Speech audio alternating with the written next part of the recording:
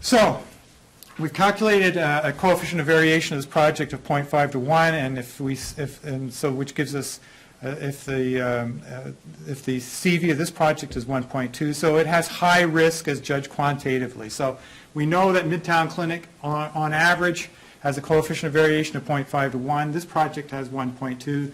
So in comparison to the other projects or the other service lines that Midtown Clinic has, it is higher than average risk. So now what do we do with that? Well, that tells us that the risk is higher, so typically what we will do is we will adjust, as we've done in previous classes, the project cost of capital. So we're just going to choose an arbitrary 3%. There is no science. There is no formula you can solve to determine the amount of the premium or the amount of that the project cost of capital should be adjusted by. We're just choosing 3% here on as a ballpark. And now the net present value goes from 117,000 down to 93,000. Why does it fall?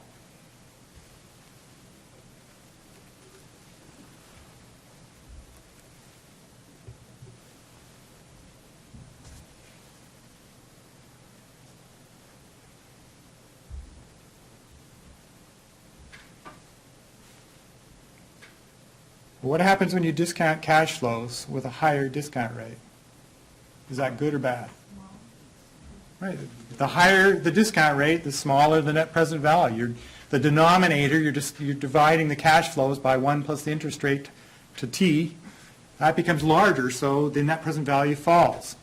So by increasing the discount rate, essentially the net present value is falling. So in this case, it falls from 117 to 93,000, but it's still profitable. So again, what does this tell you as a manager? How do you use this information?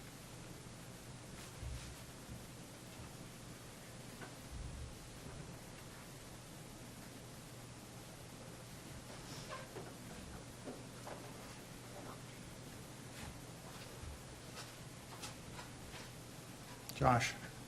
It's a good project, even if we do add the extra risk, it's still coming out on top, so we probably want to do it. Precisely. It tells that even after you take into the fact that this is a risky project, it's still got a fairly healthy net present value. So therefore, it still looks like a good project, even after adjusting for risk. Okay, another important criterion to consider in risk assessment is qualitative issues. And this is extremely important in healthcare because there are always important clinical, community, quality considerations that are very important in capital budgeting and capital investment. Some of them are just listed here. Does the project require new market share?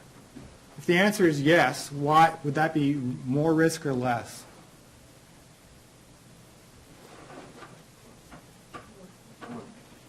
Right. Why? You have to go out and get new volume. Yeah, you have to go out and find new volume. That's not always easy to do. Is it outside the area of current management expertise? If the answer is yes, that, in my opinion, represents a substantial source of risk. One of the worst examples I ever saw of this was a hospital that decided that because it had oxygen in the hospital, it was going to get into the oxygen supply business. To plumbers, with the acetylene torches and so on. Hey, it's all oxygen. They lost a lot of money because they don't understand the oxygen market outside of the hospital. So you have to try and have projects that management understands and is good at. Does it require hard-to-get technical expertise? What's an example of perhaps hard-to-get technical expertise? What does that mean?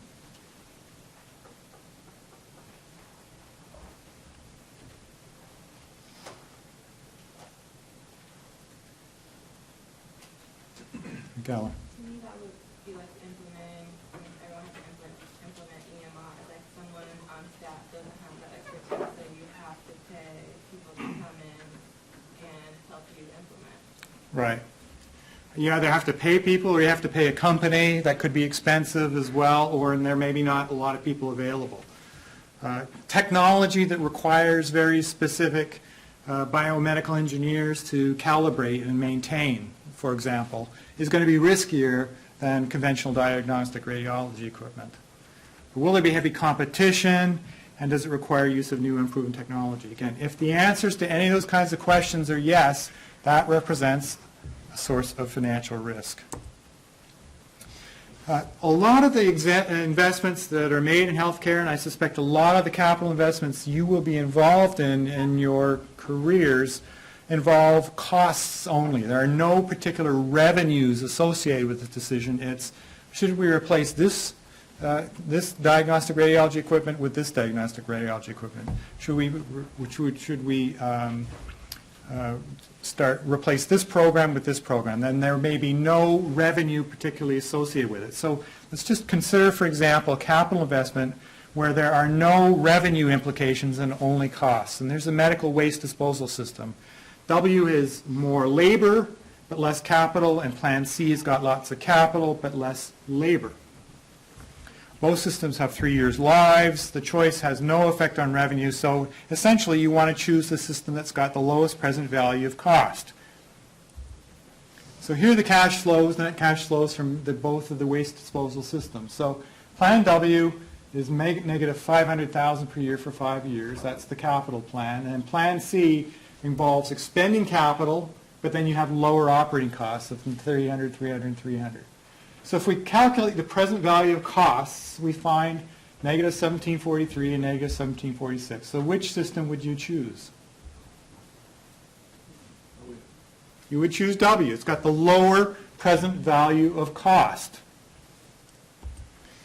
But suppose that Plan W is the labor option is judged to be riskier than Plan C, because Plan C involves technology, which is the price of it is determined, and wage rates are more difficult to forecast, just assuming. So we decide to add 3% risk adjustment to the Plan W cash flows only. Because Plan C is not risky and Plan W is, we're going to discount the Plan W cash flows by 13% and the Plan C cash flows by our original 10%. What happens to the present value of costs of Plan W? What were they? So does that make any sense? Why does it not make sense? Because you got a risk. Right. We're saying under normal risk, the present value cost is negative 1743. Now we're going to adjust for risk, and the present value cost is even lower. And so this happens mathematically because all the cash flows are negative. And only in this circumstance will adding a risk premium give you the wrong decision. So in fact, if all your cash outflows are negative, in fact what we have to do is subtract the risk premium from the cost of capital and take 10% minus 3% to give 7%. That then gives you the right answer. It gives you a larger present value of costs for W, which makes sense. It increases the cost because we're recognizing the risk. So this only happens when you've got nothing but cash outflows. You've got to reverse your risk adjustment rule. Real options, because not all capital projects are alike. Some projects have got different levels of flexibility about them. So what do we mean by that? Well, being able to influence the risk of a project is more important than measuring its risk. So what we mean by that is the following. If you can avoid negative projects once they start, or if you can magnify positive cash flows after they start, then that gives you some extra value to the project. So what do we mean by that? Investments that you can invest now or later, or invest part now, part later, are more valuable or have a greater value to management than investments that have to be have to be made today, because there's no flexibility with have to be made today. Being able to invest now or later gives management flexibility. Being able to expand the product line, being able to expand into new markets with one investment makes it more valuable than an investment where that kind of expansion is not possible. If you can abandon a project, or if you can suspend it temporarily until profitability returns, those are valuable options. Typically, the way this is done is through managers will make a traditional discounted cash flow analysis, and then they evaluate it from a qualitative point of view. We've got this project over here, it has a net present value of $100,000. This project over here also has an NPV of $100,000. But project A, we can get out of any time. We can sell to somebody easily. Project B is if it tanks, then we're really on the line for it. So it's a qualitative kind of assessment, because all two projects are not the same. They're very seldom can you compare one to another that have exactly the same kinds of cash flow and flexibility options. So I've put a lot of numbers and tables. We calculated net present values up there, and it looks really neat and tidy, and boy, is this simple. But in fact, in the real world, forecasting cash flows from a capital investment is really difficult. And the larger, more complex, and longer the project, the more difficult it is. I mean, it's fairly simple to forecast the cash flows from a simple piece of diagnostic radiology equipment. And if you're wrong, the consequences aren't huge. But when you're forecasting the new cancer hospital at Duke, $280 million, and the cash flows that are going to come from that, that is a big deal. That's what people lose sleep at night, because the consequences of forecasting error and all the assumptions that have to go into those models is highly problematic. On the other hand, as a good financial manager, you have a responsibility to assess the risk of the projects that you invest in. You have to have a good idea of what will happen if this project tanks and what will happen if this project does well. And a lot of that is going to be subjective. The process that most organizations will go through is that there will be divisional cost of capital. Some organizations will use one cost of capital across the entire organization.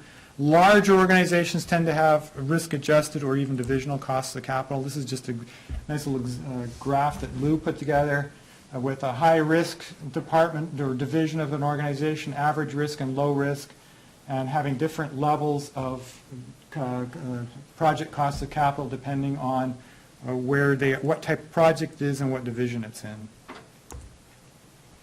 Finally, capital rationing. Under capital rationing, business has more acceptable projects than it has capital. So how do you choose amongst all these great opportunities? Well, one way, and this is the profitability index, where you simply take the present value of the cash inflows over the present value of the cash outflows, and essentially it measures the bang for the buck. So if the present value of the cash inflows is $200,000 and the present value of the cash outflows is $100,000, then you're getting the profitability index is 2, which means essentially that the present value of the inflows is twice as large as the present value of the cash outflows. So this is a great tool when all of your projects are about the same scale. Why do I say that? Why might this not work if the investments are a different scale? What I mean by that, one project's $1 million, one project's $1,000.